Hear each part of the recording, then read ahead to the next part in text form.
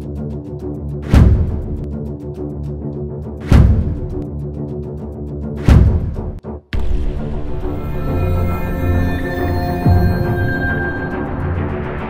everyone!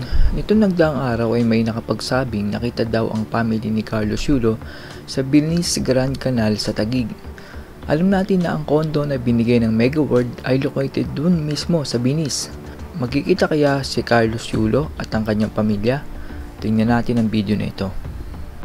Ito yung pamilya ni Carlos Yulo na nakasakay sa bangka. Ito rin yung sinakyan ni Carlos Yulo nung pumunta siya rito para ipakita sa kanya at ibigay yung kondo na binigay ng Mega World. So akala ko itong si Carlos Yulo, ito yung naka-black, akala ko siya yun. Yan pala yung kapatid niya na si Eldrew Yulo. So in-expect ko din na baka sa ibang lugar is magkikita sila, pero parang hindi yata nangyari yun. It's either hindi rin kasi alam ni Carlos Yulo na nandito sila. So yun, may possibility na ganun. At yung nanlibre yata sa kanila dyan is yung dalawang lalaki na yun, yung naka-cap at saka yung naka-orange. Ito yung mga pictures ng Yulo family. Gusto kong magpasalamat sa owner ng Montalvo Market sa BGC dahil siya yung nanlibre sa Yulo family ng free massage, food at groceries. Napakaganda ng ginawa ng owner ng Montalvo dahil sa halip na kay Carlos niya ibigay, ay doon na lang niya binigay sa pamilya ni Carlos. Malaking tulong na din yun para sa pamilya ni Carlos. Parte din naman yung pamilya niya ng dahilan kaya nakakuha ng Gold ang Pilipinas. Kundi dahil dun sa pag-aruga ni Mr. Yulo at ni Mrs. Yulo nung bata pa si Carlos, ay hindi magkakaroon ng isang matagumpay na Carlos ang ating Pilipinas. Kaya malaking parte din dito ang pamilya ni Carlos. Itong Montalvo lang ang tanging business establishment na nagbigay sa pamilya Yulo. Kumbaga pinaranas niya sa Yulo family yung pagkakataon na dapat si Carlos yung gumawa para sa pamilya niya. Ayon sa tatay ni Carlos ay ilang beses niyang tinawagan ng anak na si Carlos pero hindi ito sumasagot sa tawag ng ama sa telepono. Ito mismo yung sinabi ni Attorney Fortune nung nag-press conference ata yung nanay ni Carlos. So ano nga ba ang possibility kaya hindi na nakapagkita si Carlos sa pamilya niya? Una, ang possible ay hindi alam ni Carlos na nandito ang pamilya niya sa Venice Grand Canal. Marahil ay yung treat lang talaga ng business owner yung talagang pakay nila dito. Pero imposible na ganun lang eh. Kasi nandito na sila malapit sa bahay ni Carlos. Sa pakiramdam ko dito ay mukhang nakikiramdam sila kung kikitain sila ni Carlos kung sakaling nandito na sila. Ang pangalawang possibility ay baka naman wala si Carlos dito sa kondo niya at nasa ibang lugar para sa events or press conference kaya hindi siya nagawang kitain ng pamilya niya or hindi nagawang kitain ni Carlos yung pamilya niya. Dahil nung parade ay sumaludo naman si Carlos sa kanyang ama at nagpost pa sa FB na pasensya na at hindi daw siya nakakaway.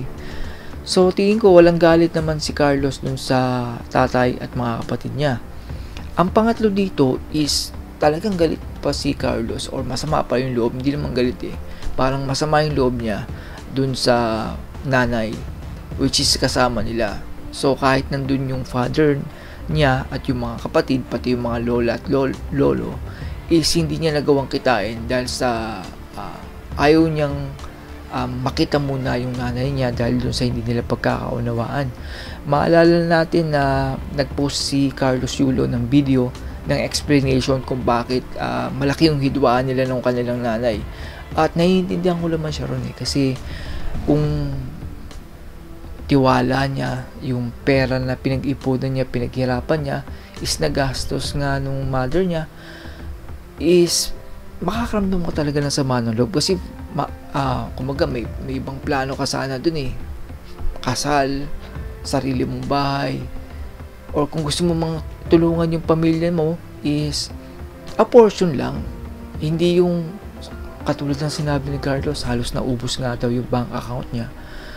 So naiintindihan ko yung sama ng loob niya, pero siguro since ngayon naman is nakabangon na siya at napakarami na niyang pwedeng ibigay sa pamilya niya na hindi siya mauubos, ano naman kaya kung patawarin na niya? Ang sarap kasi matulog kapag wala kang sama ng loob eh. Kaya ang masasabi ko kay Carlos, kung sasakaling may pagkakataon pa siya na makausap yung mga magulang niya, is kausapin niya. Kasi ang buhay ng tao sobrang bilis lang eh. Naintindihan ko na in love siya talaga dun sa girlfriend niya. At ang sarap ng feeling kasi nun, yung kapag ka merong tao ka na nagpapasaya sa'yo, namomotivate ka nun eh. Naintindihan ko yung part na yun. Lalo na sa age niya, yan yung age na talagang napakasarap magmahal. Between 20 to 30 years old, yan yung pinaka best age na talagang kapag nagmahal ka talaga. Kumbaga sabi nila, gagawin mo lahat, kahit iurong mo pa yung mga bundok, gagawin mo. Yun nga lang, ang mapapayo ko kay ang buhay kasi ng mga magulang ay hindi pang matagalan. Hindi pang habang buhay nandyan sila. So, kung kaya niyang, hindi namang lahat, pero yung iparamdam lang na nagpapasalamat ka na naipanganak ka nila, na nung maliit ka pa is hindi mo pa kayang makatayo. Sila yung tumutulong sa'yo para makatayo. Nung time na hindi mo pa kayang kumain, sila yung nagpapakain sa'yo. Lalo na yung nanay mo. Hindi naman siguro masama kung iparamdam mo lang na konting ginawa. Hindi yun parang utang na loob, kundi pasasalamat sa lahat ng mga ginawa nila nung mga araw o nung mga taon na hindi mo pa kayang tumayo sa sarili mong paa. Kasi ngayon, kaya nandyan sila, kaya mo na eh. Diba? Sa sobrang dami ng pera mo, sa sobrang dami ng taong sumusuporta sa'yo. Pero nung pinanganak ka nila, nung bata ka pa, yung bang mga tao na sumusuporta sa'yo ngayon, nandun ba sila noon? Ang sagot dyan wala eh. Diba? Ang nandun lang yung nanay at tatay mo. So, ano ba naman yung iparamdam mo sa kanila na ikaw yung anak na nagpapasalamat?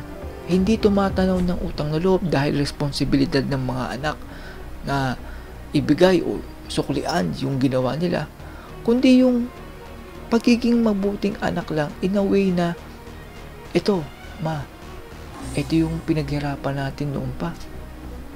Dati hindi natin kayang bumili ng masasarap na pagkain, pero ngayon pwede na, diba? Dati hindi tayo makapunta sa mga lugar na to dahil wala tayong pamasahe, pero ngayon kaya na natin.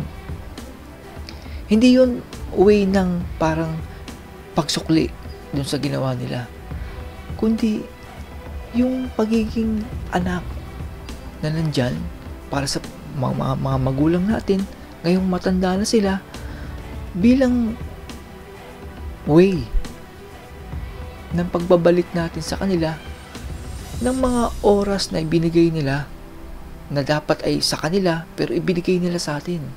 Meron pa mga pictures ng mga nanay na isusubo na lang nila, ibinigay pa sa anak. Yun yung time na walang mga tao na sumusuporta sa atin. Yun yung mga time na walang ibang tutulong sa'yo kundi yung magulang mo lang. Sana maisip mo to. Hindi kita gina-judge or binibigyan ng any negative bashing, dahil alam ko naman yung nararamdaman mo. Isipin mo na lang kung yung mother mo nga na pinagkakatiwalaan, nagulat ka na lang na wala yung mga yung pera dahil naggastos na pala sa bahay o sa pagpapaayos ng bahay. Naintindihan ko naman yun eh. Pero sana dahil ginawa naman ng mother mo yun para maging maayos daw ang future nyo at hindi ka maubos, tingin ko it's better na magpatawad na rin, diba? Hanggang sa loob nun eh.